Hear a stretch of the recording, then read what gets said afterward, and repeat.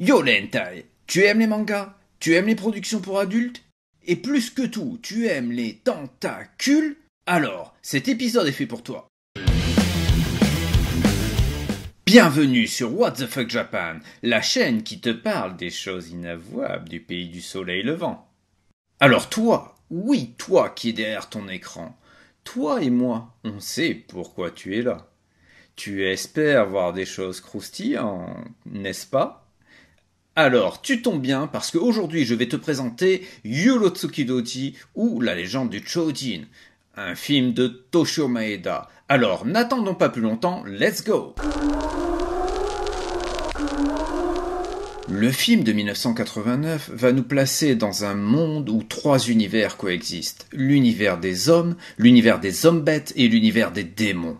La légende raconte que tous les 3000 ans, un être très spécial, le Chojin, naît et qu'il a le pouvoir d'unifier les trois univers. Cet animé va donc avoir comme fil conducteur la recherche du Chojin.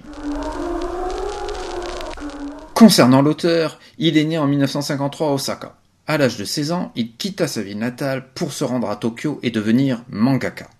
Mais très rapidement, le manga traditionnel l'ennuya et il se tourna naturellement vers le hentai. Pour ceux qui ne le savent pas, le mot hentai est constitué des caractères étranges et l'état, ce que l'on traduit normalement en français par pervers. Ça y est, le mot est lâché. Alors vous allez très certainement me demander de quelle façon ce cher Toshio tombe dans la perversion. Il faut savoir qu'au Japon, la censure touchant les productions pour adultes est très particulière. Oui, je sais que tu sais de quoi je veux parler. Et oui, la fameuse mosaïque. En effet, il est interdit de montrer les parties intimes, même pour les productions adultes. Un comble quand même, non? Comme le disait Araki, l'un des plus grands photographes japonais, la censure l'a toujours poussé à développer sa créativité. Concernant Toshio, voulant avoir des représentations phalliques dans ses animés, il décida de mettre à la place des tentacules. Les fameuses tentacules que vous voyez partout, dans les animés, les mangas, tous les trucs hentai viennent de lui. C'est pour avoir créé ce genre qu'en 2001, Toshio va recevoir de la part du Big Apple Anime Fest le titre d'auteur hentai le plus influent. Et par la même occasion, Urotsukidoji sera intronisé élément fondateur du hentai grotesque. Toshio est aussi très connu pour une autre de ses œuvres, Ella Blue Girl, qui est un animé manga hentai, bien entendu, mais beaucoup moins hardcore que le film qui nous intéresse aujourd'hui. Alors, en quoi Urotsukidoji est ici spécial? Tout d'abord, comme nous l'avons vu, il est à l'origine des Monster Tentacles. Ensuite, il fut produit en 1989 et c'est la période à laquelle les premiers animés débarquèrent en Occident. Un an après le légendaire Akira, le film fut donc traduit en anglais, puis en français, ce qui fit de lui le premier film du genre à être traduit et importé dans nos contrées.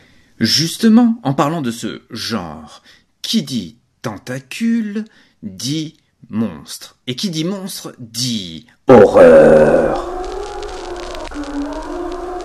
Urotsukidoji est considéré à juste cause comme borderline. Si certaines scènes seront vous émoustiller, comme par exemple l'une qui se trouve au début du film et où le héros mate des filles en train de se changer dans leur vestiaire, d'autres scènes par contre ne vous émoustilleront pas du tout, ou alors au début. En effet, certaines scènes très explicites vont commencer tout naturellement, puis l'un des protagonistes va se changer en monstre et là tout va partir en couille. L'une des situations qui m'a le plus marqué est une femme qui se faisait abuser. Le monstre, afin de lui montrer sa joie, fit gonfler son tentacule jusqu'au moment où elle explosa. Et oui, rien que ça. Alors, pour être clair, Urotsukidoji est un film qui a un peu vieilli. Non pas par sa réalisation, car c'est très bien dessiné, mais plutôt par son rythme. En effet, les scènes s'enchaînent, mais sans toujours avoir un lien entre elles, ce qui ne va pas aider le téléspectateur à rentrer dans l'histoire. De plus, le film est long, très long, puisqu'il dure presque 2 heures. Malgré ses défauts, si tu aimes le gore, le fantastique et le hentai, ce film est fait pour toi. Il faut aussi savoir que pour beaucoup de gens, ce film-là est carrément culte. C'est donc pour toutes ces raisons que je lui mets un bon gros tentacule gluant sur 20. Voilà, c'est fini pour aujourd'hui. J'espère que vous aurez aimé ce premier épisode de What the Fuck Japan. Alors, n'hésitez pas à laisser vos avis, vos suggestions dans les commentaires et surtout, n'oubliez pas la Triforce. Abonnement, cloche, partage. Dans le prochain épisode, je reviendrai sur un film, un vrai cette fois, qui a marqué les bases du cinéma de genre au Japon. Alors, en attendant, matane!